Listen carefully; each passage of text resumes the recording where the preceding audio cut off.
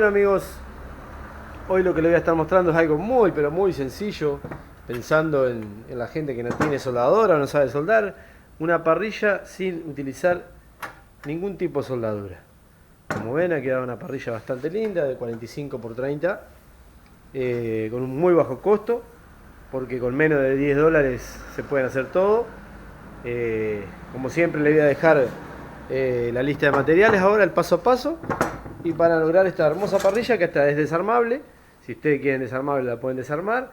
No es tampoco tan práctica como la enrollable que yo tengo, que también les voy a dejar el link para que vean cómo se hace, pero esto lo hice pensando en algún principiante que quiere hacer algo sencillo sin soldadura, y bueno, salió algo de esto que espero que les guste, y como siempre les dejo el paso a paso y espero sus comentarios.